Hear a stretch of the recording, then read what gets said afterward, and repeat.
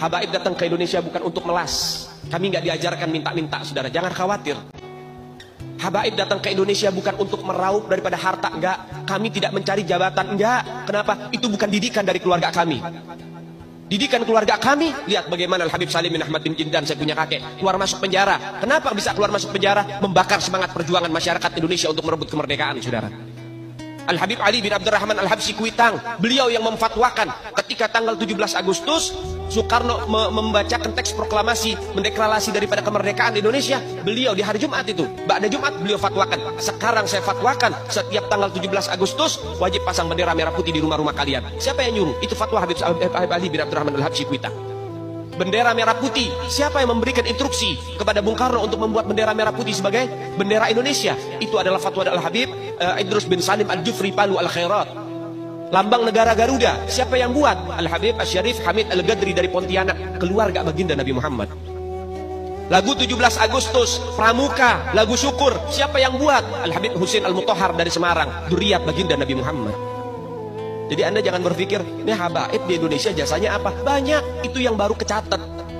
Itu yang baru ketahuan. Masih banyak lagi daripada keluarga Nabi Muhammad yang tidak mau masuk buku karena perjuangannya ikhlas karena Allah dan Rasul. Banyak, saudara. Siapa Imam Bonjol? Semua pasti bilang pahlawan. Betul apa enggak? Imam Bonjol pahlawan Indonesia bukan? Pahlawan nasional bukan? Sekarang siapa namanya Imam Bonjol? Al-Habib Muhammad Syahabuddin, beliau habaib dari kalangan bin Syahab. Imam Bonjol itu bin Syahab, masih daripada kakeknya Habib Rizik, saudara sekalian. Itu keluarga daripada Nabiuna Muhammad, keturunan Sayyiduna Muhammad.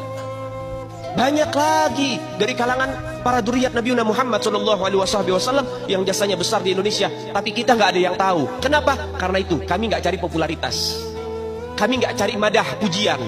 Kami nggak cari tempat kedudukan, yang kami cari ridho Allah dan Rasulnya. Sehingga hal ini perlu diungkap, saudara sekalian. Bagaimana keluarga Nabi Muhammad jasanya besar, dan umat ini harus dihubungkan kembali dan dieratkan kembali kepada keluarga baginda Nabi Muhammad. Ini akhir zaman, kita semua melihat kok bagaimana gencar-gencarnya di media sosial upaya untuk supaya memisahkan umat Islam dengan keluarga baginda Nabi Muhammad.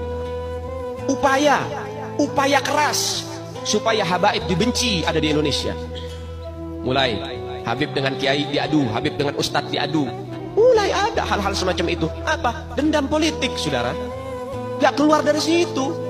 Karena dendamnya kepada Habib Rizik sehingga akhirnya demikian. Habib Rizik itu siapa? Keluarga Nabi Muhammad, keturunan Nabi Muhammad, cucunya Nabi Muhammad. Beliau bukan penjahat kok, bukan koruptor. Beliau nggak pernah bawa lari uang rakyat. Beliau nggak pernah ngerugiin negara. Beliau tidak pernah mencemarkan nama baik negara. Beliau itu bukan penjahat, saudara. Bukan penjahat. Apa masalahnya dia? Sehingga dicecar sedemikian rupa. Cuman masalah prokes doang, 4 tahun, saudara. Berapa banyak di luar sana pejabat, aparat, bahkan rakyat yang melanggar prokes gak ada yang ditahan. Kenapa cuman Habib Rizik yang ditahan? Ini upaya untuk supaya umat Islam benci terhadap keluarga baginda Nabi Muhammad. Hati-hati, saudara sekalian. Nabi bilang, man mata ala bugdi ahlul bait mata yahudian atau nasranian. Siapa orang yang mati membawa benci kepada keluarga baginda Nabi Muhammad, dipastikan mati dalam keadaan Yahudi ataupun Nasrani, atau dalam bahasa daripada sederhananya mati dalam keadaan murtad. Sahabat tanya, wa in sama wa shalla ya Rasulullah, walaupun orang itu puasa, walaupun orang itu sholat, apa tetap hitung mati murtad? Apa kata Nabi? Wa in sama wa shalla, walaupun orang itu puasa, walaupun orang itu sholat, kalau dia mati bawa benci kepada keluarga Nabi Muhammad, dipastikan mati dalam keadaan murtad.